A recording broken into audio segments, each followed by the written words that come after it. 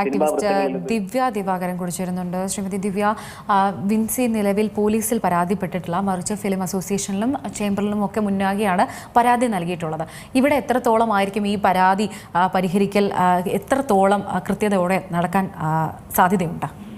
നമ്മുടെ നേരത്തെ ഒരുപാട് അനുഭവങ്ങൾ ഈ പറഞ്ഞ എല്ലാ നടിമാരുടെ മുന്നിലുണ്ട്. നമ്മളത് കണ്ടുകൊണ്ടിരിക്കുന്നതാണ്. ഇപ്പം വളരെ വിവാദമായിട്ടുള്ള, നമുക്ക് കേൾക്കുമ്പോൾ തന്നെ ഭയങ്കര അസ്വസ്ഥത തോന്നുന്ന ഒരു പ്രശ്നം സിദ്ദിഖിനെ കുറിച്ചിട്ട് ഒരു ജൂനിയർ ആർട്ടിസ്റ്റ് പറയുണ്ടായി. അതെന്ന് പറയുന്നത് വളരെ ബ്രൂട്ടൽ ആയിട്ടുള്ള റേപ്പ് ആയിരുന്നു.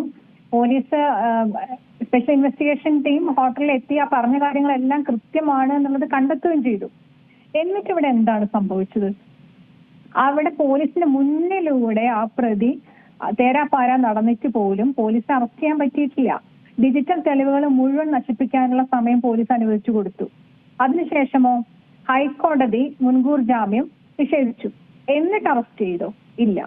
അയാൾക്ക് സുപ്രീം കോടതി പോകാനുള്ള സമയം വീണ്ടും അനുവദിച്ചു കൊടുത്തു. അപ്പൊ ഇത്തരം പൊറാട്ട് നാടകങ്ങള് കൺമുന്നിൽ കണ്ടുകൊണ്ട് ഇരിക്കുന്ന ഏതൊരു നടിക്കും നമ്മുടെ നിയമവ്യവസ്ഥയിലുള്ള പോലീസ് സംവിധാനത്തിലുള്ള വിശ്വാസം നഷ്ടപ്പെടും. അതിന് നമുക്ക് അവർ കുറ്റം പറഞ്ഞിട്ട് കാര്യമില്ല. പക്ഷെ മറ്റൊരു വശം കൂടിയുണ്ട്. ഇങ്ങനെയുള്ള പോരാട്ടങ്ങൾ സ്ത്രീകളുടെ ഭാഗത്തു നിന്നുള്ള, അത് നമുക്ക് നീതി ലഭിച്ചാലും നീതി ലഭിച്ചില്ലെങ്കിലും ഇത്തരം പോരാട്ടങ്ങളാണ് സമൂഹത്തെയും സംസ്കാരത്തെയും ഒക്കെ മുന്നോട്ട് കൊണ്ടുപോകുന്നത്. നേരത്തെ പറഞ്ഞ മാതിരി പാർവതി തിരുവോത്തിനും റീമ കല്ലിങ്കലിനും ഒക്കെ അവസരങ്ങൾ നഷ്ടപ്പെട്ടിട്ടുണ്ട്. മുഖ്യധാരയിൽ നിന്ന് അവർ മാറ്റി നിർത്തപ്പെട്ടിട്ടുണ്ട്. പക്ഷെ അതുകൊണ്ടൊന്നും അവരുടെ പോരാട്ടങ്ങൾ വെറുതെയായി നമുക്ക് ഒരിക്കലും പറയാൻ പറ്റില്ലല്ലോ. കാരണം ഇത്രയും ആർജവത്തോടുകൂടി സ്ത്രീകൾ പിന്നീടാണെങ്കിലും ഈ പറഞ്ഞ ഹണി റോസ് പോലും ബോബി ചെമ്മണ്ണൂരിന് എതിരെ രംഗത്ത് വന്നതിന് പിന്നിൽ ഈ പാർവതിയും റീമയൊക്കെ കൊടുത്ത ഒരു ഊർജം ഉണ്ടെന്ന് തന്നെയാണ്. അവര് മുൻപേ പറഞ്ഞ പക്ഷികളാണ്. അപ്പൊ അവരുടെ പിന്നാലെ പറക്കാൻ ഇഷ്ടംപോലെ സ്ത്രീകൾ ധൈര്യത്തോടു കൂടി പിന്നെയും വരും. ഒരുപക്ഷെ അവർക്ക് സിനിമകൾ നിഷേധിക്കപ്പെട്ടിട്ടുണ്ടാവാം, അവർ മുഖ്യധാരയിൽ നിന്ന് മാറ്റി നിർത്തപ്പെട്ടിട്ടുണ്ടാവാം. പക്ഷെ അതിന്റെ റിസൾട്ട് എന്ന് പറയുന്നത് കൂടുതൽ പേർ കരുത്തോടുകൂടി കാര്യങ്ങൾ പറയാൻ മുന്നിലേക്ക് വരുന്നു. കൂടുതൽ സ്ത്രീകൾക്ക് ഊർജം പകരാൻ അവർക്ക് പറ്റുന്നു എന്നുള്ളതാണ് അതിന്റെ ഒരു വലിയൊരു റിസൾട്ടായിട്ട് ഞാൻ കാണുന്നത്. അപ്പൊ അതുപോലെ തന്നെ ഇപ്പൊ വിൻസി ആണെങ്കിലും ഒരുപക്ഷെ ഇനി സിനിമകളിൽ നിന്ന് മാറ്റി നിർത്തപ്പെട്ടേക്കാം. ഈ പറഞ്ഞ MMA പോലുള്ള സംഘടനകള് പരാതി തന്നേക്കൂ, ഞങ്ങളെല്ലാം പരിഹരിക്കാം എന്നൊക്കെ പറയുമെങ്കിൽ പോലും ഇവര് പരാതി കൊടുത്ത ആളെ ആയിരിക്കും ചിലപ്പോൾ മാറ്റി നിർത്തുക. ഈ പ്രതി ആയിട്ടുള്ള അല്ലെങ്കിൽ മയക്കുമരുന്ന് അഡിക്റ്റ് ആയിട്ടുള്ള നടനെതിരെ ചിലപ്പോൾ ഇവരൊരു ആക്ഷൻ എടുത്തു എന്ന് വരില്ല. അല്ലെങ്കിൽ കണ്ണിപ്പൊടിയിടാൻ വേണ്ടിയിട്ട് കുറച്ച് ദിവസത്തേക്ക് വല്ല ആക്ഷൻ എടുക്കും, അത്ര തന്നെ.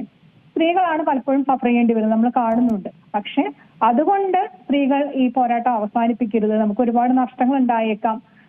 പക്ഷെ ഇപ്പൊ വിൻസി തന്നെ പറഞ്ഞിട്ടുണ്ട്, സിനിമ എന്റെ ജീവിതമല്ല, എന്റെ ജീവിതത്തിന്റെ ഒരു ഭാഗം മാത്രമാണ്, എനിക്ക് ജീവിക്കാൻ മറ്റു മാർഗങ്ങൾ കണ്ടെത്താൻ പറ്റും എന്നുള്ളത് പറയുന്നുണ്ട്.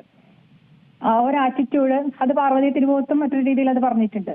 ആ ഒരു ആറ്റിറ്റ്യൂഡോട് കൂടി സിനിമയെ കാണുകയും ഇത്തരം പ്രശ്നങ്ങൾ ധൈര്യമായിട്ട് തന്നെ പബ്ലിക്കിനോട് പറയുകയും ചെയ്യുക എന്നുള്ളത് തന്നെയാണ് ഇനി സ്ത്രീകൾ ചെയ്യേണ്ടത്. നമുക്ക് നീതി കിട്ടുമോ ഇല്ലേ എന്നുള്ളതൊക്കെ മറ്റൊരു വിഷയമാണ്. പക്ഷെ സിദ്ദിഖ് എന്ന ടൈപ്പുള്ള ഒരു മനുഷ്യനാണ് എന്നുള്ളത് ജനങ്ങൾക്ക് ബോധ്യപ്പെട്ടു. അതുപോലെ ഈ ഷൈൻ ടോം ചാക്കോ ഏത് തരത്തിലുള്ള ഒരു വ്യക്തിയാണോ എന്നുള്ളത് ജനങ്ങൾക്ക് ബോധ്യപ്പെട്ടു. ഇതൊക്കെ തന്നെ നമുക്ക് ചെയ്യാൻ കഴിയുള്ളൂ. നിയമത്തിന്റെ വഴിക്ക് പോട്ടെ, അവിടെ എന്തോ സംഭവിക്കട്ടെ. പക്ഷെ നമ്മൾ ചെയ്യാനുള്ളത് നമ്മൾ ചെയ്യാന്നുള്ളത് തന്നെയാണ്. അപ്പം വിൻസി പോലും ആ പേര് പറയാൻ ഭയക്കുന്നുണ്ട്. അപ്പം ആ ഒരു സാഹചര്യം, മറ്റൊരാൾ പേര് പുറത്തു വിട്ടതിനെ അവർ ഭയക്കുന്നുണ്ട്. അതിലൂടെ കുറ്റം പറയാൻ നമുക്ക് പറ്റില്ല. പക്ഷെ എന്നാൽ പോലും കുറച്ചുകൂടി കരുത്ത് കാണിച്ച് ധൈര്യമായിട്ട് പേര് പറയാൻ തന്നെ നടികൾ തയ്യാറാവണം. മറ്റൊരാൾ പറയാൻ വേണ്ടിയിട്ടൊന്നും വെയിറ്റ് ചെയ്യേണ്ട കാര്യമില്ല. നമ്മളായിട്ട് തന്നെ ഇയാൾ ഈ ടൈപ്പാണ്, ഇയാളിനോട് ഞാൻ ചെയ്തിട്ടുണ്ട് എന്നുള്ളത് തന്റെ അടുത്തുകൂടി പറയാനുള്ള ആർജവം തന്നെ കാണിക്കണം എന്നുള്ളതാണ് എന്റെ അഭിപ്രായം. ശ്രീമതി ദിവ്യ, ഇതുപോലെ സിനിമാ മേഖലയിലുള്ള ഈ മയക്കുമരുന്ന് ഉപയോഗം അല്ലെങ്കിൽ മറ്റ് ലഹരി പദാർത്ഥങ്ങളുടെ ഉപയോഗം അത് കൃത്യമായിട്ട് തന്നെ പൊതുജനങ്ങൾക്ക് അറിയാവുന്ന ഒരു കാര്യമാണ്. ഹേമ കമ്മിറ്റി റിപ്പോർട്ടിലടക്കം സൂചിപ്പിച്ചിരുന്ന കാര്യമാണ്. സിനിമാ മേഖലയിൽ എത്രത്തോളം ലഹരിയുടെ സ്വാധീനമുണ്ട് എന്നുള്ള കാര്യം. ഷൈനെതിരെയും മുൻപ് ലഹരി കേസിലൊക്കെ തന്നെ അദ്ദേഹത്തിൻ്റെ പേര് ഉൾപ്പെട്ടിട്ടുണ്ട്. അങ്ങനത്തെ ഒരു ബാക്ക്ഗ്രൗണ്ടിലുള്ള ഒരാൾ തന്നെയാണ്. സിനിമാ മേഖലയിൽ എത്രത്തോളം ലഹരി ഉണ്ടെന്നറിയാം. ഇന്ന് മന്ത്രിമാരടക്കം പറഞ്ഞ കാര്യം ഇവിടെ അന്വേഷണം നടക്കും, എക്സൈസിൻ്റെ പരിശോധനയൊക്കെ നടക്കുമെന്നാണ്. പക്ഷേ എത്രത്തോളം കാര്യക്ഷമമായിട്ട് ഇവിടെ നടക്കും എന്നുള്ളൊരു കാര്യം അതിപ്പോഴും ഒരു ചോദ്യചിഹ്നം തന്നെയല്ലേ? അതാണ് അതിന്റെ പ്രശ്നം. നമുക്ക് നമ്മുടെ പോലീസ് സംവിധാനത്തിലുള്ള, എക്സൈസ് സംവിധാനത്തിലുള്ള, ഈവൻ സർക്കാർ പറയുന്ന വാക്കുകളിൽ പോലും നമുക്ക് വിശ്വാസമില്ലാതെ ആയി കഴിഞ്ഞു. അത് പൊതുജനത്തിനും അതെ, ഈ പറഞ്ഞ പരാതി കൊടുക്കുന്ന നടികൾക്കും ഒക്കെ അതെ. നമ്മൾ പ്രതികരിച്ചു കഴിഞ്ഞാൽ, നമ്മളൊരു പരാതി കൊടുത്തു കഴിഞ്ഞാൽ അതിന് റിസൾട്ട് ഉണ്ടെന്ന് തോന്നിയാലല്ലേ നമുക്ക് അത് കൊടുക്കാനുള്ള ഒരു കോൺഫിഡൻസ് ഉണ്ടാവുള്ളൂ. ഈ പറഞ്ഞ മയക്കുമരുന്ന് മാഫിയകൾക്കൊക്കെ പോലീസുമായിട്ടും സർക്കാരുമായിട്ടും ഒക്കെ നല്ല ബന്ധമുണ്ട് തന്നെയാണ് നമ്മൾ മനസ്സിലാക്കേണ്ടത്. അല്ലെങ്കിൽ എത്രയോ കേസുകൾ, ഇപ്പൊ ഈ പറഞ്ഞൊരു ഷൈൻ ടോം ചാക്കോയുടെ വിഷയമൊന്നും അല്ല, അതിന് മുന്നേ മയക്കുമരുന്നിന്റെ എത്ര വിഷയങ്ങൾ ഇവിടെ കഴിഞ്ഞു, എത്ര കൊലപാതകങ്ങൾ കഴിഞ്ഞു. എന്തുകൊണ്ട് ആർജവമുള്ള സർക്കാരാണെങ്കിൽ ഇതൊക്കെ വേണമെങ്കിൽ നിയന്ത്രിക്കാവുന്നതേ ഉള്ളൂ.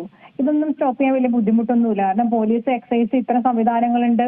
പൊതുജനങ്ങളാണെങ്കിൽ നല്ല രീതിയിൽ ഇതിനെതിരെയുള്ള നിലപാടെടുക്കുന്ന ഒരു ജനത നമുക്കുണ്ട്.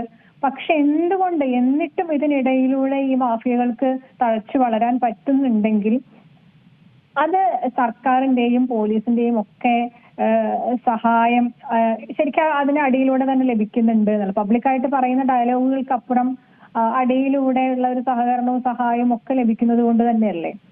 അപ്പം ഇതിൽ നമുക്ക് ശരിക്കും കുറ്റപ്പെടുത്തേണ്ടത് നമ്മുടെ എക്സൈസ്, പോലീസ്, സർക്കാരിനെ തന്നെയാണെന്നുള്ളതാണ് എനിക്ക് പറയാനുള്ളത്. കാരണം വേണം എന്ന് വിചാരിച്ചുകൊണ്ടുള്ള ഒരു ആത്മാർത്ഥമായിട്ടുള്ള പ്രവർത്തനം ഇവരുടെ ഒന്നും ഭാഗത്തു നിന്ന് ഉണ്ടാകുന്നില്ല എന്നുള്ളത് മാത്രമാണ്. പിന്നെ നമ്മൾ കുറെ ആളുകൾ സോഷ്യൽ മീഡിയയിൽ നിലവിളിക്കുന്നു, അതുപോലെ മാധ്യമങ്ങൾ ഇതിനെതിരെ കുറെ സംസാരിക്കുന്നു. ഇത് മാത്രമാണ് ഇവിടെ സംഭവിച്ചുകൊണ്ടിരിക്കുന്നത്. ചെറിയ കുട്ടികളടക്കം, സിനിമാ ലോകം പോട്ടെ, സിനിമാ ലോകം പിന്നെ അവർ മുതിർന്ന വ്യക്തികൾ, അവരുടെ ലൈഫ് എങ്ങനെ വേണമെങ്കിലും അവർ തുളച്ചോട്ടെ. പക്ഷെ സ്കൂളിൽ പഠിക്കുന്ന കുട്ടികളുടെ അടുത്ത് പോലും ഏറ്റവും അപകടകരമായിട്ടുള്ള മയക്കുമരുന്നുകൾ ലഭ്യമാണ് എന്നുള്ളതും ഇവര് വളരെ ചെറിയ പ്രായത്തിൽ ഇതിന് അഡിക്റ്റ് ആവുന്നു എന്നുള്ളതും ഏറ്റവും നമ്മള് ഭയങ്കര ജാഗ്രതയോടുകൂടി കാണേണ്ട ഒരു കാര്യമാണ്.